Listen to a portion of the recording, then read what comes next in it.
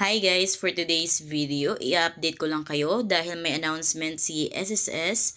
So, attention para sa lahat ng mga employers or SSS member na may mga existing loans. Nakalagay dito is payment reference number for loans are available every 7th day of the month. Ito sa bagong update ni SSS, so kada 7th day of the month is meron kayong available na payment reference number. Again, the payment reference number is available lamang ito kada 7th day of the month. Makikita nyo ito sa inyong RTPL PRN tab sa inyong SSS account. Then, PRN for loans will also be sent to your email or via SMS to your mobile phone as long as you have updated your contact information with SSS. So, para mabilis at madali ang pagbabayad nyo ng salary, calamity, at emergency at restructured loans. So, kailangan lamang na may SSS account na kayo at updated yung contact information ninyo.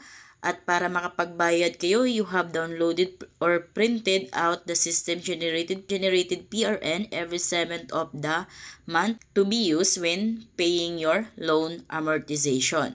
So mag-open kayo ng SSS account ninyo every 7th day of the month dahil pwede nyo itong i-download or ipaprint dahil nandyan yung details ng payment reference number ninyo.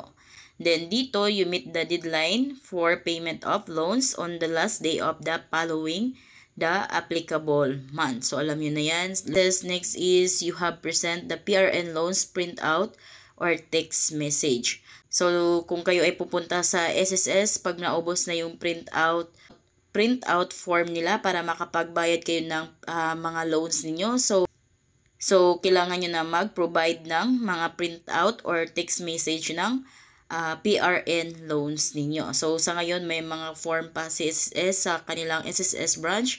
Pag magbayad kayo, is may form sila doon at pipil-upan nyo lang yung form na yon at makapagbayad na kayo. Pero dito sa bagong update ni SSS, is kailangan ipa-print out or sa text message or screenshot nyo yung generate yung PRN, then yun yung ipapasa ninyo sa SSS. Ito din ang gagawin ninyo pag magbayad kayo online, banks, and non-bank. Then, ito naman kung paano kayo makapag-generate ng PRN for salary, calamity, emergency, and restructured loans. So, mag-login lang kayo sa inyong SSS account. Then, under the payment reference number, makikita nyo yung loans. So, click nyo yung loans. Dito sa pangatlo, ang list of active loans ninyo, automatically generated na yung PRN for the current bill will be displayed. Then, click nyo lang yung PRN para ma-view ninyo yung print and corresponding of statement of account. So, itong print na to guys, yan yung i-click ninyo para lalabas na dyan yung PRN ninyo. Take note, loan billing statement with PRN is automatically generated every first to 6th day of the month. First to 6th day of the month is automatically naman na mag-generate yung loan billing statement ninyo. Then, dito sa pang-apat, so ganun pa rin, pwede namang ma-edit nyo yung kung magkano lang yung gusto nyong bayaran sa loans ninyo. Then, pag pupunta kayo ng SSS, use the generated PRN to pay your loan amortization sa lahat ng SSS payment channel.